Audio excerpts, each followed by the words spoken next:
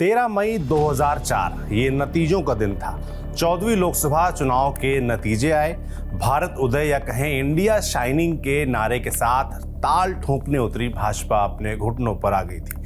15 दलों का गठबंधन बना कांग्रेस ने सरकार बनाने का दावा तो पेश कर दिया, लेकिन सरकार बनते ही गठबंधन के दल कांग्रेस के लिए मुसीबत का सबब बनने लगे। 22 मई 2004 को डॉक्टर मनमोहन सिंह ने प्रधानमंत्री पद की शपथ ली।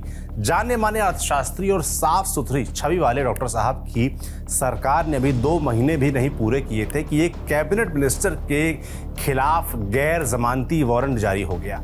और ये वारंट किसी छोटे मोटे अपराध का नहीं था, 11 लोगों के नरसंहार के मामले में जारी हुआ था। पुलिस दिल्ली में मंत्री महोदय के घर पहुंची तो पता चला कि मंत्री जी घर पर हैं ही नहीं। ये कोई छोटी मोटी बात नहीं थी। भारत सरकार का एक मंत्री लापता था। कानून की भाषा में कहें तो वारंट जारी होने के बाद वे फरार थे। चारों तरफ सरकार की किरकिरी हुई तो 7 दिन बाद यानी 24 जुलाई को मंत्री जी के इस्तीफे की खबर सामने आई और मंत्री जी आए 30 जुलाई को मीडिया से बात करते हुए सरेंडर करने की घोषणा की। बाद में मंत्री जी रिहा हुए और दोबारा केंद्रीय मंत्री भी बने। आगे चलकर एक नए बने राज्य के मुख्यमंत्री भी बने। वही राज्य जिसके लिए कई दशक तक संघर्ष किया गया, लेकिन मुख्यमंत्री बने तो सरकार 10 दिन भी नहीं चला पाए। आगे फिर से 2 बार और मुख्यमंत्री पद की शपथ लेने का मौका मिला, लेकिन दोनों ही बार 5 महीने से ज्यादा कार्यकाल नहीं रहा। लेकिन हार मानना तो जैसे इस नेता ने सीखा ही नहीं था। संघर्ष और प्रतिरोध का जज्बा विरासत में मिला था। जिस शख्स की हम बात कर रहे हैं वो है झारखंड के तीसरे मुख्यमंत्री शिबू सोरेन। आज आपको इन्हीं शिबू सोरेन की पूरी कहानी सुनाएंगे। सोरेन परिवार की कहानी की शुरुआत होती है 1957 से। उस वक्त शिबू सोरेन अपने भाई राजा राम के साथ रामगढ़ जिले के गोला प्रखंड के एक स्कूल में रहकर पढ़ाई किया करते थे। शिबू सोरेन के पिता शोभरन सोरेन उस वक्त के पढ़े लिखे युवाओं में से एक थे और वो पेशे से एक शिक्षक थे। बताया जाता है कि उस वक्त उनके इलाके में सूदखोरों और महाजनों का आतंक रहता था। महाजन और सूदखोर जरूरत पड़ने पर गरीबों को धन देते और फसल कटने पर 1.5 गुना वसूलते। इतने नहीं, अगर कोई गरीब उसे ना चुका पाता तो वो खेत अपने नाम करवा लेते। बताया तो ये भी जाता है कि उस दौरान शोभरन की बुलंद आवाज के चलते महाजनों और सूदखोरों में डर बना रहता था। एक बार तो उन्होंने एक महाजन को सरेआम पीट भी दिया था। यही वजह थी कि वे महाजनों की आंखों की किरकिरी बन गए थे। एक दिन शोभरन अपने बेटे के लिए राशन लेकर हॉस्टल जा रहे थे, तभी रास्ते में उनकी हत्या कर दी गई। और यहीं से शुरू होती है महाजनों के खिलाफ उनके बेटे शिबू सोरेन की लड़ाई।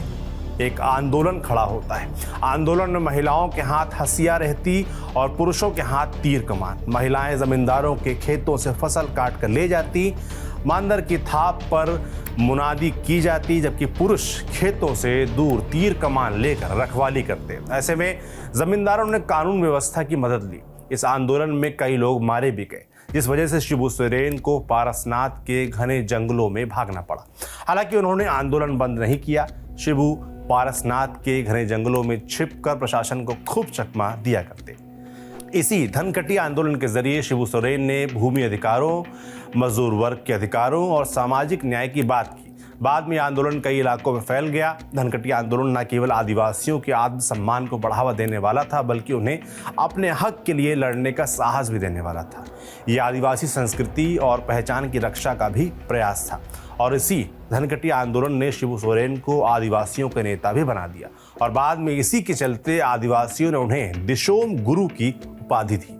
दिशोम का मतलब होता है जंगल या भूमि और ये आदिवासी संस्कृति में गहरा संबंध रखता है। दिशोम गुरु का मतलब हुआ जंगल या जमीन का नेता। अब बात बागी शिबू सोरेन की राजनीति में एंट्री की। धनकटनी आंदोलन के जरिए महाजनी शोषण के खिलाफ बगावत का बिगुल फूंकने वाले शिबू सोरेन बांग्लादेश की आज़ादी आंदोलन से खूब प्रभावित हुए। 4 फरवरी 1972 को शिबू सोरेन, विनोद बिहारी महतो और कॉमरेड ए.के. राय तीनों विनोद बिहारी के घर पर मिले। इस बैठक में तीनों ने सर्वसम्मति से तय किया कि बांग्लादेश मुक्ति वाहिनी की तर्ज पर झारखंड मुक्ति मोर्चा नाम के एक राजनीतिक दल का गठन किया जाएगा, जो अलग झारखंड राज्य की मांग को लेकर संघर्ष करेगा। हालांकि झारखंड राज्य के लिए पहले भी मांग होती रही थी, लेकिन झामुमो के गठन के बाद इसमें तेजी आई। 1977 के चुनाव हुए। पहली बार लोकसभा चुनाव में शिबू सोरेन ने दुमका सीट से भाग्य आजमाया, लेकिन उनके हाथ असफलता लगी। इस चुनाव में भारतीय लोकदल के बटेश्वर हेम्ब्रम से शिबू सोरेन हार गए, मगर ये हार लंबी नहीं टिकी। 1980 में वे पहली बार दुमका से सांसद बने। इसके बाद उन्होंने साल 1986, 89, 91, 96 में लगातार जीत हासिल की। 1998 के लोकसभा चुनाव में उन्हें भाजपा के वर्तमान प्रदेश अध्यक्ष बाबूलाल मरांडी से हार का सामना करना पड़ा, जिसके चलते शिबू सोरेन ने अगले चुनाव में अपनी पत्नी रूपी सोरेन को चुनाव लड़वाया, लेकिन उन्हें भी बाबूलाल मरांडी से हार का सामना करना पड़ा। साल 2004, 2009, 2014 में फिर से वे दुमका संसदीय क्षेत्र से चुनाव जीतने में सफल रहे। इस प्रकार कुल मिलाकर 8 बार शिबू सोरेन दुमका से लोकसभा का चुनाव जीतने में कामयाब रहे। शिबू सोरेन का विवादों से भी लंबा नाता रहा है। ऐसा एक विवाद था सांसद रिश्वत कांड। चलिए उसकी कहानी भी आपको बताते हैं। 90 के दशक तक शिबू सोरेन राष्ट्रीय राजनीति में आ चुके थे। 1995 में खुलासा हुआ कि झामुमो के सांसदों ने पीवी नरसिम्हा राव की सरकार बचाने की एवज में रिश्वत ली थी। इस वजह से झामुमो के सांसदों पर मुकदमा हुआ। इस बात का खुलासा तब हुआ जब झामुमो सांसद शैलेंद्र महतो ने भाजपा ज्वाइन की। उसके बाद वो सरकारी गवाह बन गए। इतना ही नहीं, 1 अप्रैल 1997 को जब दिल्ली की एक अदालत में उस मामले की सुनवाई हुई तो महतो ने कहा कि 28 जुलाई 1993 को पीवी नरसिंह राव सरकार के खिलाफ अविश्वास प्रस्ताव के विरोध में वोट देने के लिए उन्हें बतौर रिश्वत 40 लाख रुपए मिले थे। इसमें से 39,80,000 रुपए उन्होंने पंजाब नेशनल बैंक की नैरोजी नगर स्थित शाखा में जमा कर दिए। बाकी 20,000 रुपए अपने व्यक्तिगत खर्च के लिए निकाल लिए थे। उन्होंने ये भी कहा कि मेरे बैंक खाते में जमा रिश्वत की राशि सरकार जब्त कर सकती है। उनके इस बयान के चलते निचली अदालत से सबको सजा हुई। मामला सुप्रीम कोर्ट में गया और वहां से सब बरी हो गए। दूसरा विवाद वही है जिससे हमने इस वीडियो की शुरुआत की थी, जब एक केंद्रीय मंत्री भगोड़ा घोषित हुआ था। दरअसल 17 जुलाई 2004 को जामताड़ा उप विभागीय न्यायिक मजिस्ट्रेट की अदालत ने शिबू सोरेन पर गैर जमानती वारंट जारी किया था। तब शिबू सोरेन मनमोहन की सरकार में कोल मिनिस्टर थे। इस पूरे मामले को समझने के लिए हम आपको 30 साल पीछे ले चलेंगे। दरअसल 23 जनवरी 1975 को बांस पहाड़ी, रजैया, चिरुडीह, तरनी, उजियाडीह, रसिया भीटा और अन्य जगहों पर नदी के किनारे लोग घातक हथियार एवं बंदूकों से लैस होकर बलवा करने के उद्देश्य से जमा हुए थे। इस नरसंहार में 11 लोगों की हत्या कर दी गई थी। इस नरसंहार के बाद कई आरोपी फरार हो गए थे। इसमें एक नाम शिबू सोरेन का भी बताया जाता है। 17 जुलाई 2004 को जब जामताड़ा उप विभागीय न्यायिक मजिस्ट्रेट ने शिबू सोरेन पर गैर जमानती वारंट जारी किया था, तब वे अंडरग्राउंड हो गए थे। इसके बाद उनको झारखंड हाईकोर्ट ने सरेंडर करने का आदेश दिया था। तब जाकर वो 30 जुलाई को मीडिया के सामने हाजिर हुए। फिर 2 अगस्त 2024 को झामुमो प्रमुख शिबू सोरेन ने जामताड़ा जिला सत्र न्यायालय के सामने आत्मसमर्पण किया था। इसी के चलते उनको अपना मंत्री पद भी गंवाना पड़ा था। हालांकि उसी दिन उनको झारखंड हाईकोर्ट ने सशर्त जमानत दे दी थी। खैर, इस विवाद के चलते शिबू सोरेन से मंत्री पद जरूर छिना, मगर एक नया दरवाजा खुलना भी बाकी था। वे अब झारखंड आंदोलन की अगुवा से झारखंड के मुख्यमंत्री बनने वाले थे। साल 2005 में झारखंड विधानसभा चुनाव के नतीजे आए तो बीजेपी और जेडीयू के गठबंधन को 36 सीटें मिली, जो बहुमत के आंकड़े से 5 कम थी, जबकि झारखंड मुक्ति मोर्चा और कांग्रेस के गठबंधन को 26 सीटें मिली। इस चुनाव में किसी भी पार्टी को बहुमत नहीं मिला था। ऐसे में खंडित जनादेश मिलने के बाद भी राज्यपाल सैयद सिप्ते रजी ने तत्कालीन केंद्रीय कोयला मंत्री शिबू सोरेन को मुख्यमंत्री पद की शपथ दिला दी, लेकिन वो बहुमत साबित करने में नाकाम रहे। लिहाजा 10 दिनों के भीतर ही उन्हें कुर्सी छोड़नी पड़ी और उनकी जगह बीजेपी के नेता अर्जुन मुंडा को सीएम बनाया गया। उसके बाद दूसरी बार शिबू सोरेन 2008 में मुख्यमंत्री बने, लेकिन जब मुख्यमंत्री बने तो उस वक्त वो विधायक नहीं थे। ऐसे में शिबू सोरेन तमाड़ सीट से विधायकी का चुनाव लड़े, लेकिन उन्हें निर्दलीय उम्मीदवार राजा पीटर के हाथों हार का सामना करना पड़ा। इस वजह से उन्हें सीएम की कुर्सी छोड़नी पड़ी। साल 2009 में वो तीसरी बार भारतीय जनता पार्टी के सहयोग से फिर मुख्यमंत्री बने, लेकिन इस बार भाजपा से अंदरूनी खींचतान के चलते उन्हें कुछ ही महीनों के भीतर मुख्यमंत्री पद छोड़ना पड़ा। माने वो मुख्यमंत्री तो कई बार बने, मगर चैन से लंबे वक्त उस कुर्सी पर बैठ नहीं पाए।